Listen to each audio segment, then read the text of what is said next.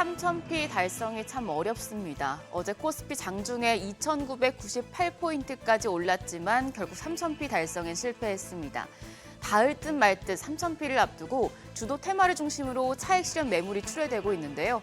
과연 오늘 코스피 3000까지 갈 수 있을까요? 아니면 외국인 매도세와 중동 리스크 경계감이 이어질까요? 어제장 복귀하면서 오늘장 투자 포인트 확인하시죠. 양 지수 어제 상승 출발했지만 오후 들어서 상승세가 꺾였습니다. 코스피 마무리는 2950이었습니다. 그나마 장 막판에 다시 오르면서 강보합권이었는데 코스닥은 0.2% 약세였습니다. 장중에 호르무즈 해협에 선박간 화재가 발생하는 등 지정학적인 갈등이 다시 부각되며 차익 실현 빌미를 제공했습니다. 외국인들이 사자세를 멈추자 지수 상승 동력이 약해지고 있습니다. 외국인 어제 유가증권 시장에서 1,100억 원 넘게 팔아냈습니다. 2거래일 연속 매도 우위를 기록했고요. 여기에 기관도 1,050억 원 순매도를 기록했습니다. 메이저 수급 주체 양 매도가 나온 가운데 어제는 개인만 홀로 2,200억 원 넘는 사자세 모였습니다. 코스닥 시장에선 외국인 125억 원 매수 우위였지만 지수를 끌어올리진 못했습니다.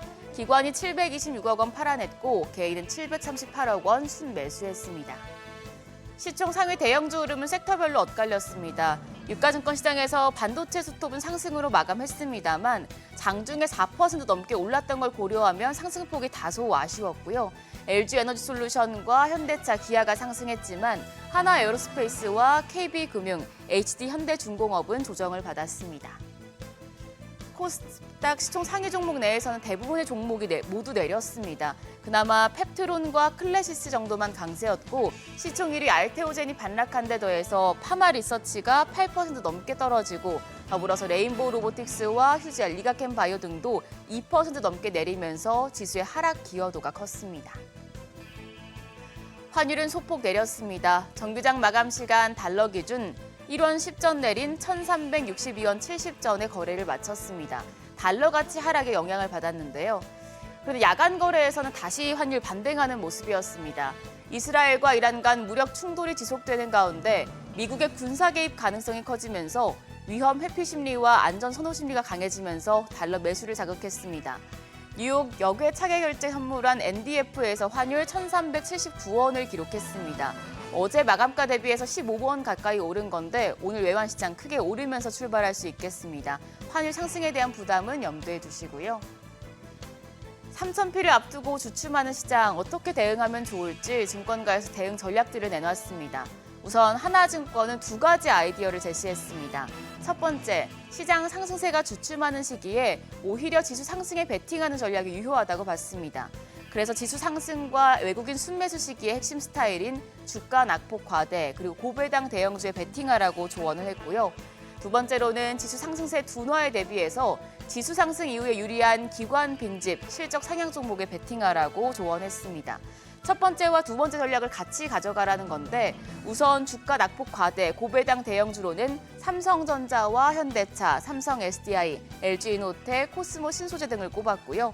기관 빈집이면서 실적 상향되는 종목으로는 세진중공업과 심택, BHI, 한화오션, 더불어 여기서도 코스모 신소재를 제시했습니다. 이처럼 하나증권은 지수가 오르던 상승세가 둔화되던 여기에 맞는 매수 포지션을 취하라고 밝혔는데 하나투자증권은 이와 다릅니다. 오히려 지수가 3,000포인트를 상회할 경우에 현금화를 하고 대기하라고 조언했습니다. 아직 주식시장에 들어오고 있는 개인 투자자들이 많지만 장기 금리 반등과 한국은행의 기준금리를 고려했을 때 유동성에 대한 기대를 낮춰야 한다고 분석했습니다. 특히 지수가 고점을 만들었던 2021년도보다 지금의 금리 수준이 더 높기 때문에 올해의 이익 기준 11배 위에선 조심할 필요가 있다고 밝혔습니다. 물론 3,000P 돌파 뒤에 안착할 가능성도 있지만 그러기 위해서는 주주 가치가 더 제고될 수 있는 시장 여건이 마련될지 그리고 정부 지출이 R&D를 중심으로 늘어날지 확인해야 한다고 했는데요. 새 정부 예산안의 윤곽을 볼 수 있는 건 올해 9월경이고 기업들이 실제 자본 배분을 바꾸는지는 내년 초에 확실하게 알 수 있어서 지금은 증거들을 기다리며 시장을 지켜볼 것을 권했습니다. 증권사마다 지금 시장을 바라보고 있는 뷰가 다른데요. 이 부분도 참고하시죠. 오늘 일정입니다. 내일 밤에 내일 새벽이죠. 미국의 기준금리 결정이 이뤄집니다. 이를 앞두고 오늘은 좀 더 관망 심리가 커질 수 있겠습니다. 다만 오늘부터 중국에서 연례 쇼핑 축제로 꼽히는 6.18 행사가 개최되는데요. 화장품 등 중국 소비주들에겐 큰 모멘텀이 될 수 있겠습니다. 한편 어제 시간의 거래에서는 디지털 자산 관련주가 강했습니다. 스테이블 코인 발행자의 인가 요건을 자기 자본 10억 원 이상으로 규정하는 디지털 자산 혁신 법안이 이르면 다음 달 중 여권에서 발의될 예정이라는 소식에 영향을 받았습니다. 관련주들 오늘 장에서도 강세 이어갈지 지켜보시죠. 그럼 프리마켓 통해서 개장 분위기 가늠해 보겠습니다. 한밤 뉴욕 증시 도널드 트럼프 미 대통령이 이란을 향해서 강경 노선을 취하자 긴장이 고조되면서 3대 지수가 일제 약세를 보였습니다. 일단 프리마켓에서 유가증권 시장 시총 빅5 종목 혼조세입니다. 삼성전자는 0.86% 오름세로 현재 58,600원, SK하이닉스도 상승합니다. 0.2% 추가 상승하며 24만 9,500원에 거래되고 있습니다. 반면 삼성바이오로직스가 약보합권, LG에너지솔루션도 0.34% 내려갑니다. 거래가 29만 3천 원이고요. 한화에어로스페이스는 1% 가까이 반등합니다. 현재 96만 3천 원에 거래되고 있습니다. 코스닥 시총 빅5 종목도 확인하시죠. 알테오젠 약세가 이어집니다. 0.63% 내림세로 현재 거래가 39만 5천 원으로 집계됩니다. 에코프로비엠은 0.2% 오름세로 8만 9,700원.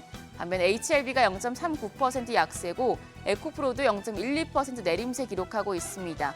거래가 4만 1,500원으로 집계됩니다. 레인보 로보틱스는 0.37% 반등하면서 현재 거래가 27만 1,500원으로 나타나고 있습니다. 일단 우리 시장 중동 긴장감을 이미 어제 다 반영했을지 아니면 오늘 FOMC를 앞두고 관망 심리까지 커지면서 숨고르기를 이어갈지 확인이 필요한데요. 환율과 외국인 수급 상황 체크하시면서 시장 대응하시죠.